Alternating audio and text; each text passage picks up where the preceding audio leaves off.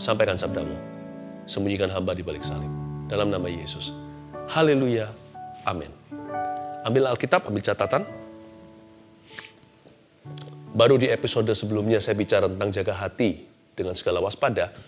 Saya mau lanjutkan bicara tentang hati Anda. Saya beri judul solusi hati yang tidak aman. Anda bisa catat itu dulu. Solusi hati yang tidak aman kita belajar dari Raja Saul di 1 Samuel 18, 6-16. Kalau dari Daud kita bisa belajar dari kehidupannya, dari Saul kesalahannya. Judul di Alkitab kita, Saul benci pada Daud. Kok bisa ya hati orang diurapi jadi begini?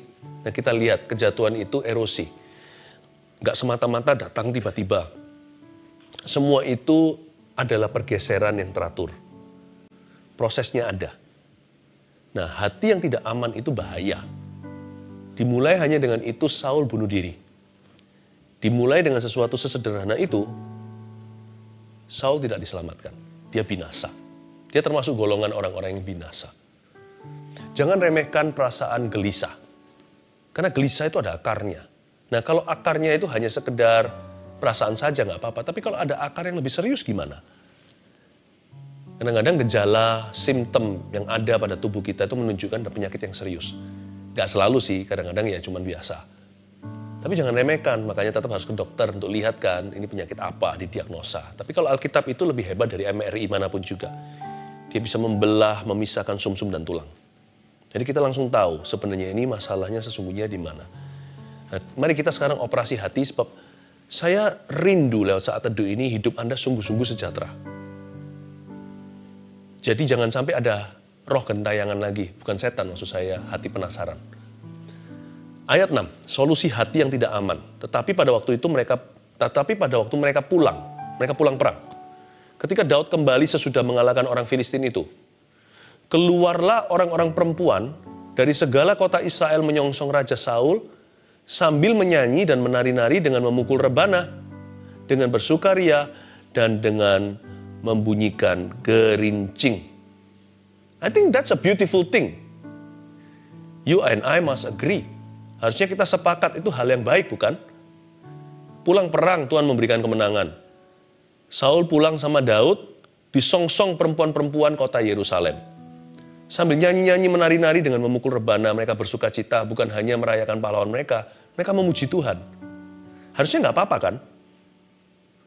Tapi di sini kesalahannya gini. Raja Saul itu orangnya sangat-sangat needy. Di dalam dirinya itu ada sebuah kemanjaan yang tidak pernah ditantang. Dia nggak pernah menantang dirinya sendiri untuk menyelesaikan isu pribadi. Roh Kudus tidak diberikan pintu masuk untuk mengerjakan area itu. Raja Saul ini beranjak dari hati yang salah. Orangnya itu suka GR sama manusia. Apalagi dia adalah orang yang cari pengakuan. Ini bahaya. Kalau kita itu gak dekat sama Tuhan, nanti kita akan sangat needy orangnya. Atau kita menjadi orang yang perlu diakui oleh orang lain. Dan mencari pujian yang sia-sia. Gak bisa netral. Kalau mau sama Tuhan itu dalam sekalian. Kalau enggak, pasti berakhir di tangan setan. Enggak bisa kita itu jalur tengah, itu enggak ada. Saul itu diurapi, urapannya sudah tiba. Tapi hatinya tidak mau sungguh-sungguh dengan Tuhan. Yang namanya hati enggak pernah menyusul urapan ya beginian. Akhirnya urapan itu bumerang. Menjadi beban dalam kehidupannya. Orang bisa pelayanan, tapi kalau hatinya enggak mau diubah, nanti lama-lama pelayanan itu menghanguskannya. Saul adalah tipe orang begitu. Orang ini suka GR sama manusia, jadi bisa bayangkan nggak si raja pulang nih sama junior-juniornya termasuk Raja Daud. Raja Daud sebenarnya adalah pahlawan perang dengan P huruf besarnya pada hari itu. Tetapi ketika dia pulang, kelihatan perempuan-perempuan semuanya menyongsong sambil menyanyi-nyanyi menari-nari, dia pikir, this is for me. This is for me, untuk aku, ini untuk aku. Ini tipe orang kalau datang ke satu tempat, suka duduk di kursi VIP. Yesus ajarkan kan, dengan demikian Yesus sedang menyindir dan menegur secara langsung orang Farisi dan ahli Taurat. Jangan suka jalan di pasar-pasar atau marketplace, itu bukan pasar basah, jualan ikan. Tapi kalau di kerumunan orang ramai, lagi di dalam lampu sorotan, janganlah kita itu berlagak seperti apa. Tuhan Yesus ajarkan, jangan suka dapat pengakuan manusia. Kalau duduk di satu tempat, cari aja tempat-tempat yang biasa. Nanti kalau ada orang merasa Anda luar biasa kan dipanggil, sini, jangan duduk di situ. Anda itu harus di VIP. Daripada duduk di VIP dulu, diusir kemudian sama asyirnya. Jangan ya, ini reservasi. Di sini, Anda di belakang. Kan malu-maluin. Kan kita dipermalukan. Orang yang suka GR sama sesama manusianya, biasanya akan jatuh nanti pada akhirnya. Hatinya nggak aman karena dia beranjak dari attitude atau sikap hati yang sudah salah kaprah dari semula.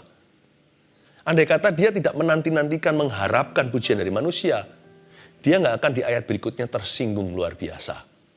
Kepancing sama setan, ini si Saul. Ya, kita lihat ayat 7, dan perempuan yang menari-nari itu menyanyi berbalas-balasan katanya, Saul mengalahkan beribu-ribu musuh tetapi Daud berlaksa-laksa. Lalu bangkitlah amarah Saul dengan sangat. Nanti kita baca lagi ayat 8, kita lanjutkan. Tapi inilah nyanyian para wanita perempuan-perempuan itu. Saul mengalahkan beribu-ribu musuh, tetapi Daud berlaksa-laksa.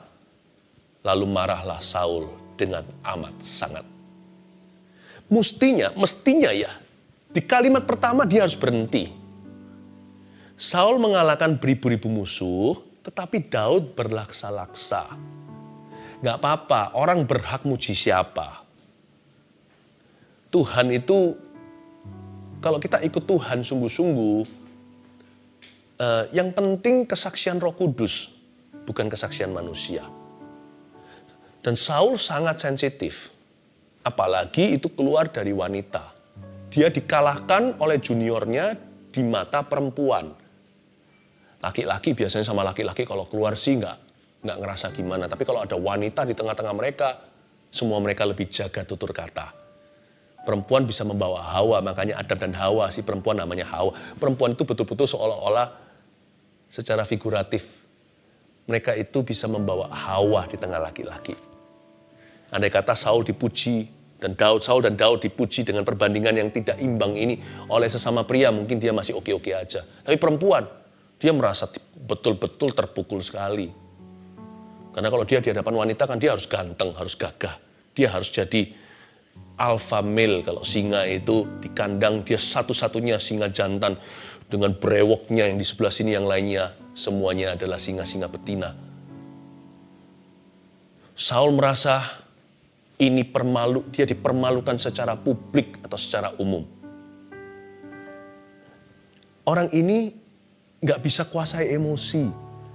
Kalau menurut saya dari ayat ini harusnya Saul cukup bersyukur sampai perkataan Saul mengalahkan beribu-ribu musuh. Harusnya dia berkata, that's enough for me. Thank you Tuhan, itu pun berlebihan lah. Masa saya yang mengalahkan beribu-ribu. Itu kan semuanya adalah anugerah. Dan dia kepancing di kata tetapi. Ya kita nggak bisa salahkan orang mau ngomong apa kan. Kita nggak bisa hentikan manusia. Kita hanya bisa mengendalikan diri. Kita nggak bisa tentukan orang mau komentar apa. Yang penting kita jaga hati dengan segala waspada. Saul ini harusnya berterima kasih di kalimat ke-1. Saul mengalahkan beribu-ribu musuh. Harusnya dia angkat tangan dan berkata haleluya. Artinya haleluya. Artinya terpujilah Tuhan. Dia kepancing di kata tetapi Daud berlaksa-laksa. Wah, aku dihitung ribu. Dia dihitung puluhan ribu.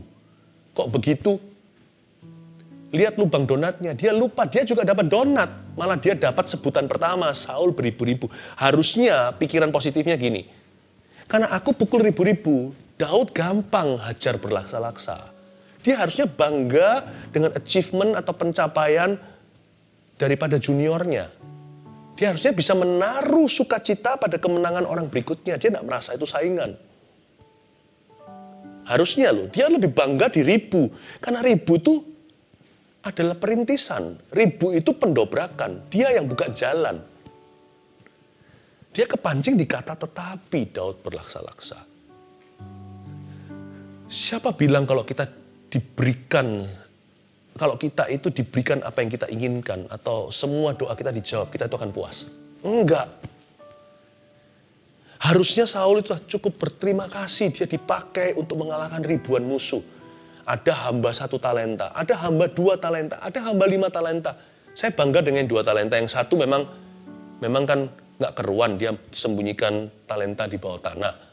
Yang hamba 2 talenta itu saya bangga. Yang 5 talenta juga saya belajar sesuatu, orang itu mengelola, jadi talentanya bertambah. Tapi yang 2 itu loh, kok nggak iri ya? Sama yang 5 nggak sombong sama yang 1.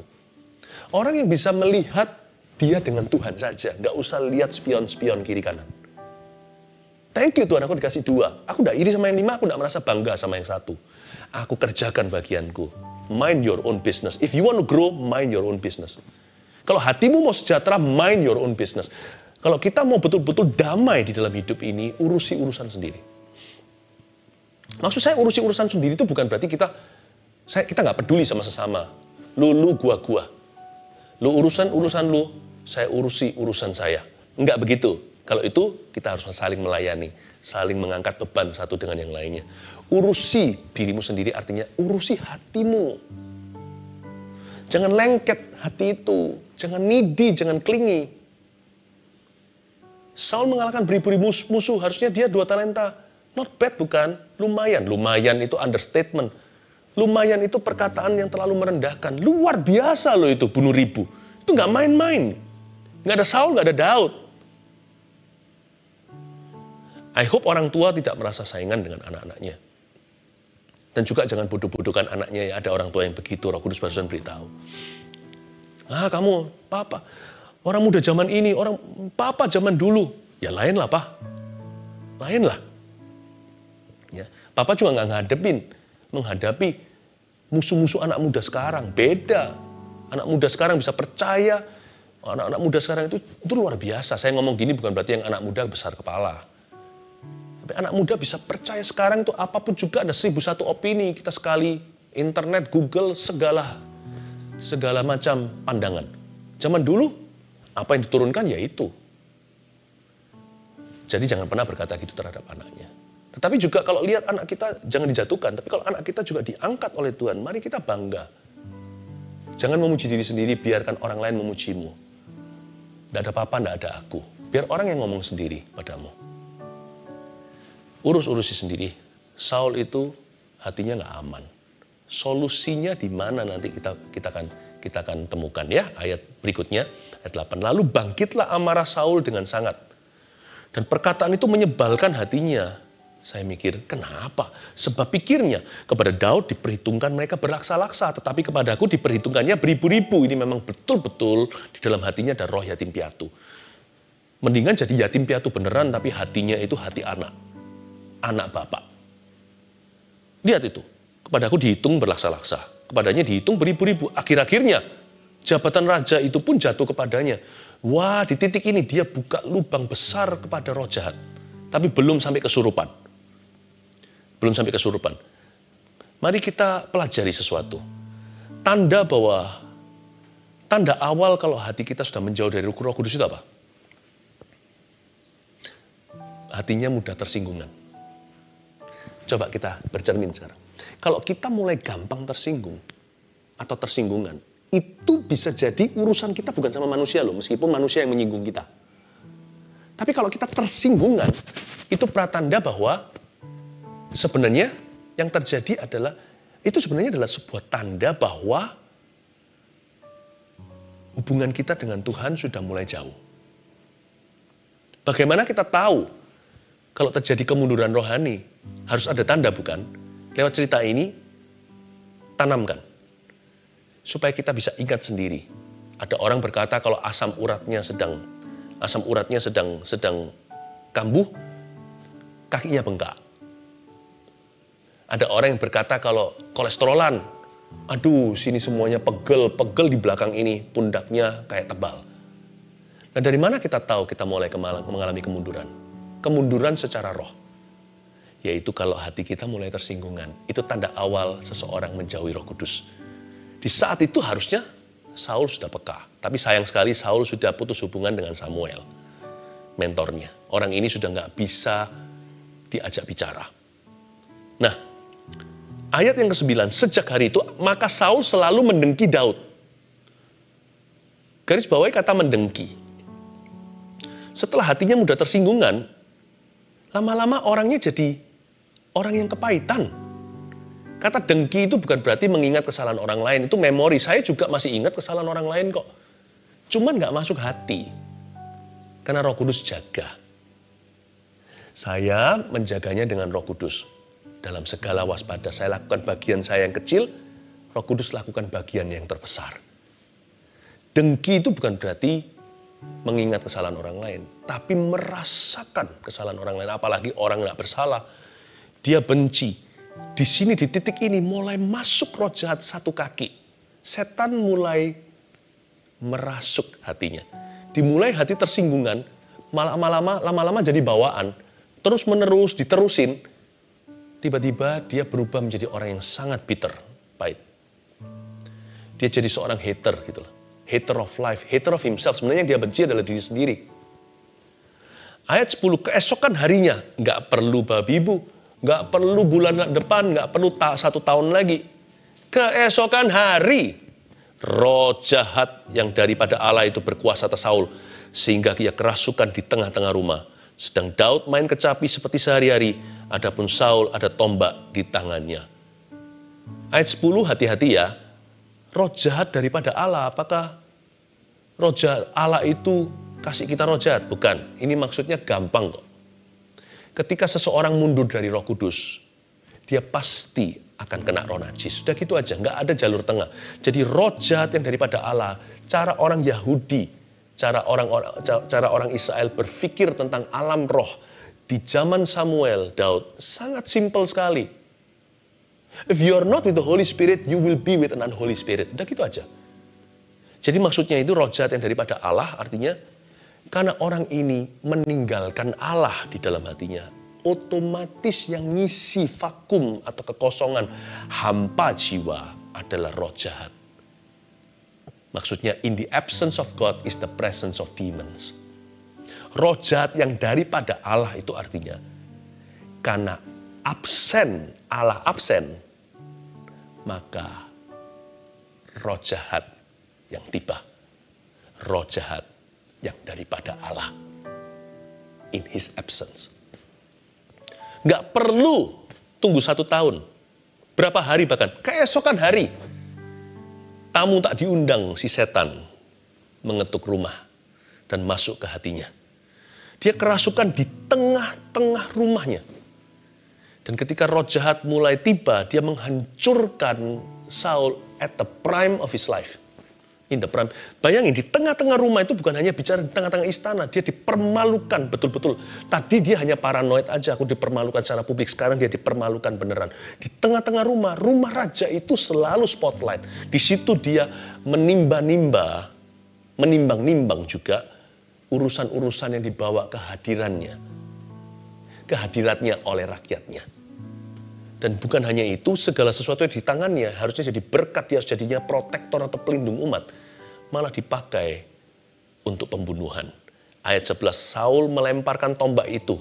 Dilempar, karena pikirnya, baiklah aku menancapkan Daud ke dinding, tetapi Daud mengelakkannya sampai 2 kali.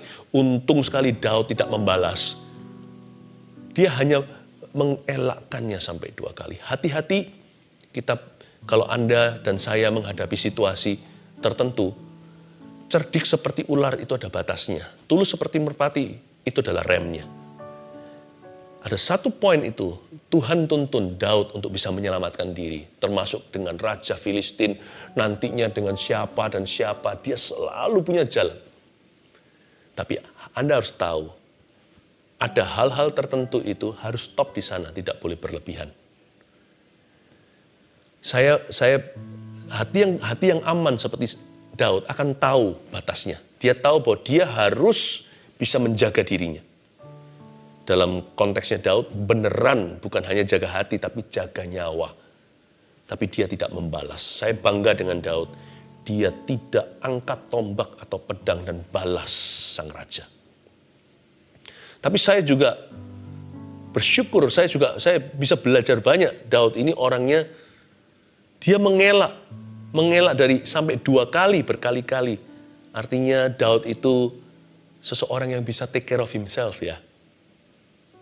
I love this man of God. Ayat 12.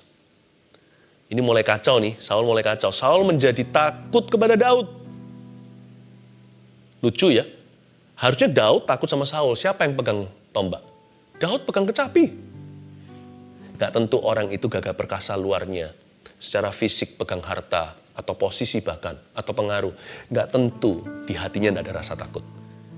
Gak tentu kita yang mungkin seseorang yang gak punya apa-apa, asal dia punya iman pada Tuhan, asal hubungannya dengan Tuhan itu manis dan indah.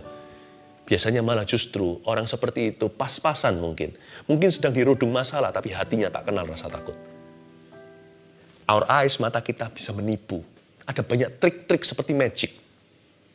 Ternyata orang yang kelihatannya gimana, tapi karena dia jauh dari Tuhan, sebenarnya kalau dibuka, orang itu sedang ketakutan.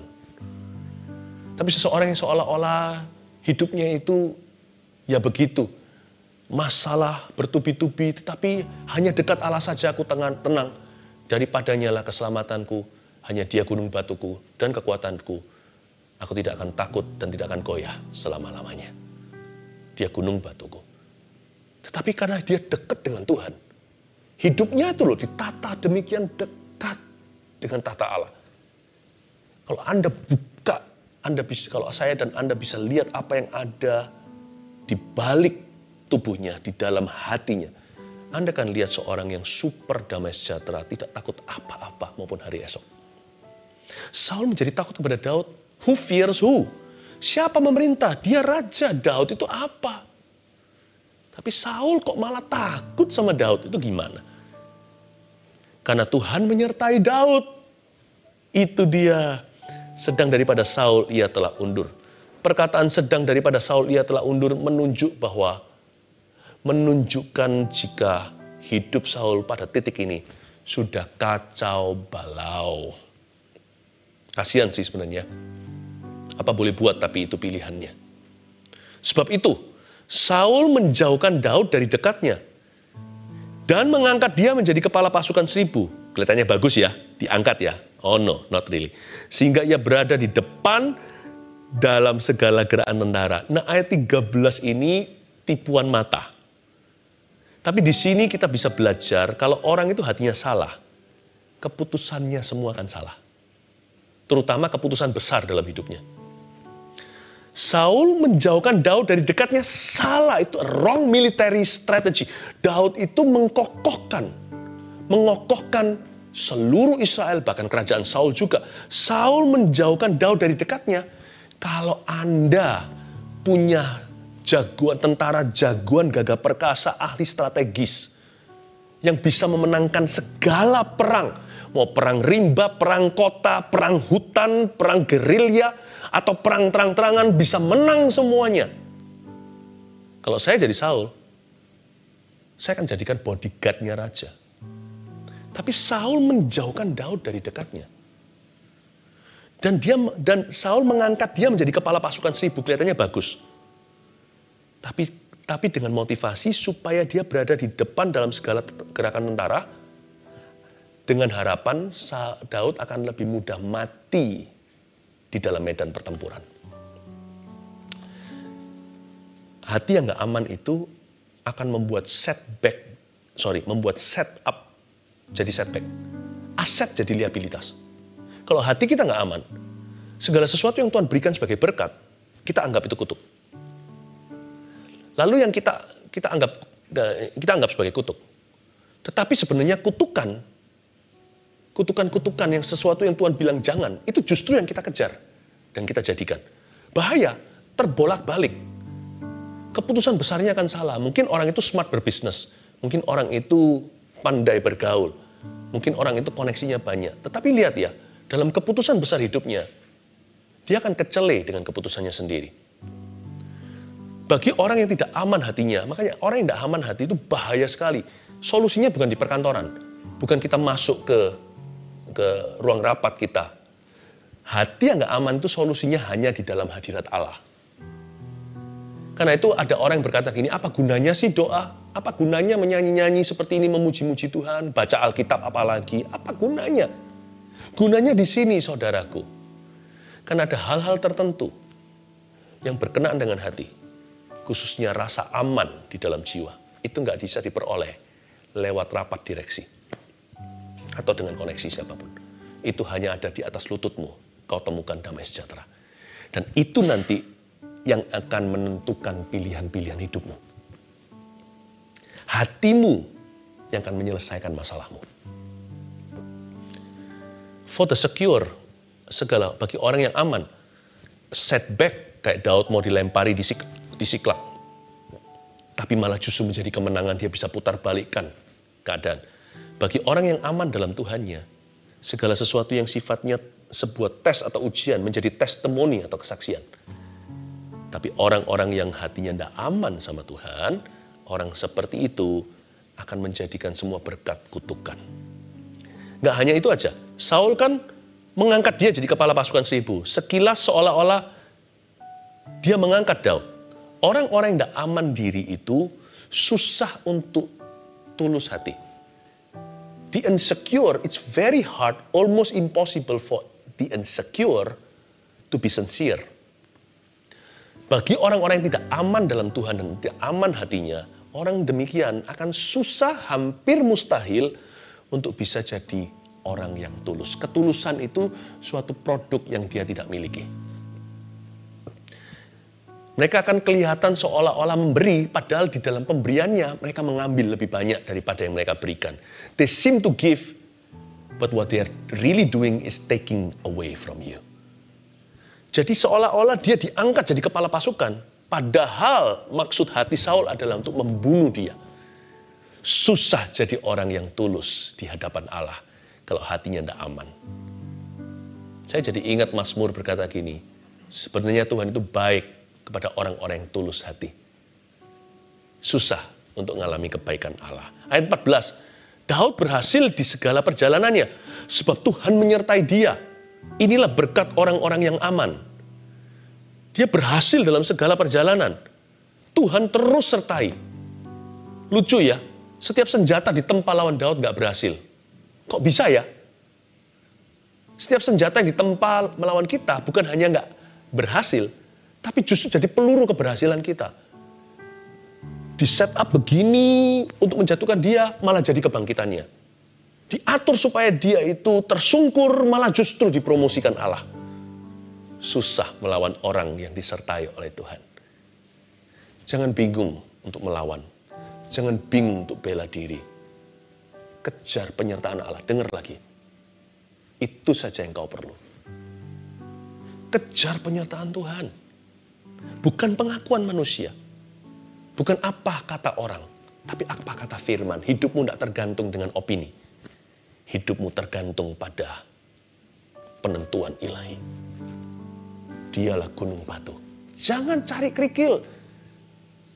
Jangan sampai kita itu fokusnya kepada batu-batu kecil. Don't sweat the small stuff. Look at your big God. Lihat Allahmu yang besar. Ayat 15. Ketika dilihat Saul bahwa Daud sangat berhasil, makin takutlah ia kepadanya, tetapi seluruh orang Israel dan orang Yehuda mengasihi Daud karena ia memimpin segala gerakan mereka. Ayat 16 ini indah. Ayat 15-16. Satu, Daud sangat berhasil kan? Lalu kemudian dikatakan seluruh orang Israel, orang Yehuda mengasihi dia. Malah kita nggak cari pengakuan manusia, malah dicinta manusia. Malah kita itu selama bersandar dengan Tuhan, Tuhanlah yang memberi kita keberhasilan. Dan ia memimpin segala gerakan mereka. Tuhan justru mengurapi Daud untuk memimpin bangsanya. Inilah berkat orang-orang yang hatinya aman dalam Tuhan. Lalu gimana? Tadi kan judulnya solusi hati yang nggak aman kan? Saya kasih vaksinnya ya. Bisa jadi ini antibiotik rohani atau obatnya. Bisa jadi ini menyelesaikan virus dosa. Atau lebih baik lagi pencegahan. Saya berikan solusinya lewat firman ini. Vaksinnya untuk hati yang tidak aman atau kurang aman dengan dirinya. Satu, tulis itu, GR-nya sama Tuhan. Yang GR sama Tuhan. Jangan sama manusia GR-nya. GR itu apa? Mungkin just in case, jaga-jaga kalau di sini ada orang-orang yang nggak ngerti GR itu apa, slangnya ini. Apalagi orang Indo yang di luar negeri yang menyaksikan saat teduh ini mungkin sudah nggak ngikuti. GR itu gede rasa. Jangan gede rasa kalau lihat perempuan-perempuan keluar dengan rebana, jangan berkata itu untuk saya. Selalu kita lihat kanan kiri, kalau dipuji itu selalu gitu. Siapa? Oh saya, gitu loh. Ya, kita selalu gitu. Tetapi kalau sama Tuhan, kalau pujian, kalau pengakuan itu selalu kita noleh kiri kanan. Mungkin bukan untuk aku. Sampai dipanggil oleh mikrofon, ya Anda pemenangnya. Oh saya. Belajar rendah hati. Jangan merasa deserving atau merasa layak menerima. Tapi kalau sama Tuhan jangan begitu. Orang lain meninggalkan, biarkan ayah ibuku menolak aku, kata Daud kan. Tapi Tuhan menyambut aku. GR, dirasa mungkin gitu ya malaikatnya berkata. Malaikat-malaikat Tuhan. Kok yakin Tuhan menerima? Terus Tuhan berkata seperti ini, saya cuma imajinasi. Betul kata-katanya dia. Ketika semua bumi, gunung dan bukit beranjak, kasih setiamu tak akan beranjak daripadaku. GR-nya itu sama Tuhan. Taruh rasa amanmu pada Kristus. Apa-apa dan sebagainya, tidak ada yang bisa memisahkan saya dari kasih Kristus. Ngomongnya begitu. Itulah pengakuannya. Allahku akan mencukupi segala keperluanku dalam kemuliaan dan kekayaan dan kemuliaannya di dalam Kristus Yesus. Seperti itu. Tuhan Yesus, Engkau akan mengingat hambamu. Tuhan adalah gembalaku, tak akan kekurangan aku. Simpan iman itu sebagai rahasiamu terbesar di dalam jiwa. Apa-apa, aku tahu Tuhan, sekalipun aku jatuh, tak akan sampai tergeletak sebab Tuhan menopang tanganku. Tuhan menetapkan langkah-langkah orang yang hidupnya berkenan padanya, aku ini Tuhan. Atau kita tertuduh dengan sebuah dosa. Mungkin kita bisa berkata dari Mazmur 25, kepadamu ku angkat jiwaku, janganlah aku mendapat malu. Ya Tuhan, jangan mendapat malu, dan biarkan musuhku beria-ria atas aku. Kepadamu Tuhan, ajari aku jalan-jalanmu. Unto thee, O Lord, do I lift up my soul. GR-nya sama Tuhan. Pelihara sebuah hubungan aman dengan Kristus. Dalam segala keadaan, waktu kita berkenan, waktu kita jatuh dalam dosa. Lihat itu Daud. Waktu dia mengakui dosanya dengan Batsyeba. Bahkan ketika dia bangkit dari keterpurukan. Dia mengakui dosanya pun dia taruh aman pada Tuhan. Dia berkata, hati yang hancur, jiwa patah remuk tidak akan kau pandang hina. Kau memberiku hati yang teguh. Dan dia berkata seperti ini, Tuhan ampuni sebab dosaku itu banyak. Tapi ujungnya dia berkata, berbuat baiklah kepada Israel ya Tuhan. Dan kau akan menerima kembali korban puji-pujian. Taruh rasa amanmu, GR-nya itu sama Tuhan. Yang kedua, ini vaksinnya. Usahakan yang terbaik dalam diri orang lain. Mungkin kita waktu itu kurang kesatria hatinya. Mungkin kita kurang legawa, kurang besar. You're not the bigger man. Paksa dirimu untuk besar. Nggak usah musuh siapapun juga. Kalau kita bantu orang, usahakan yang terbaik dalam diri orang itu, sekalipun itu bisa melampaui dirimu. Mungkin kalau profesinya sama atau apa, ya kita nggak bodoh beritahu semua rahasia dapur kita, yang nggak begitu. Tapi kalau orang minta tolong, yang terbaik. Kalau kita memberi nasihat, jangan simpan apa yang bisa sungguh-sungguh melepaskan orang itu. Usahakan yang terbaik dalam diri orang lain. Yang ketiga, senang ketika orang lain diberkati. Kalau kita lakukan itu, lama-lama kita tertular keberhasilan orang. Tahukah ada keberhasilan tertentu yang Tuhan simpan, tidak langsung diberikan kepada Anda. Sampai Anda dan saya lulus ujian. Senang nggak ketika tetangga kita yang diberkati dulu? Ada orang-orang tertentu yang diizinkan Tuhan mengecap berkat yang dia tidak miliki. Barang siapa memberikan pada salah satu orang ini yang paling kecil hanya karena dia muridku, secangkir atau segelas air sejuk dia nggak akan pulang tanpa upahnya. Siapa memberikan kepada nabi, dia memperoleh upah nabi. Itu bukan bicara tentang materi, itu bicara tentang senang ketika orang lain dipakai. Turut mendoakan sebuah gerakan kenabian, turut mendoakan seseorang. Tapi ketika orang itu diberkati, Tuhan memandang orang ini juga harus dapat tips sorgawi. Ini orang yang mengusahakan loh. Dan lihat sekarang, dia senang sampai akhirnya. Padahal orang ini bukanlah yang menikmatinya. Tuhan akan berkata seperti ini. Malaikat, kalian harus sungkan sama orang demikian. Berkati dia. Maka Tuhan perintahkan berkat datang ke rumahmu. Itu namanya kecipratan berkat. Karena hati kita suka memberkati orang lain dan senang ketika mereka diberkati dulu. Coba kalau kita punya hati kayak gini, orang kayak begini, paling happy di dunia, harta pas-pasan gak apa-apa, teman gak banyak, it's okay. Kalau kita GR-nya sama Tuhan, hati kita itu senantiasa aman 24 jam. Kalau kita usahakan yang terbaik dalam diri orang lain, kita gak akan pernah merasa orang yang kalah. Kita merasa orang yang terlibat dalam kemenangan orang lain. Kita gak akan merasa persaingan. Karena kita tidak merasa diri kita paling hebat. Dan kita lihat segala sesuatu di sekeliling kita itu, kita turut menginvestasikan hal yang baik. Kita turut happy, ada kepuasan batin sendiri. Dan kalau kita senang orang lain diberkati, kita orang yang paling senang selalu. Selalu happy, nggak pernah kehabisan alasan untuk berbahagia. Orang yang seperti ini, hatinya aman. Lihat nanti, mereka akan berhasil. Orang Israel Yehuda mengasihi mereka. Dan orang seperti ini akhirnya akan Tuhan pakai untuk memimpin segala gerakan manusia. Praise the Lord. May your heart be blessed.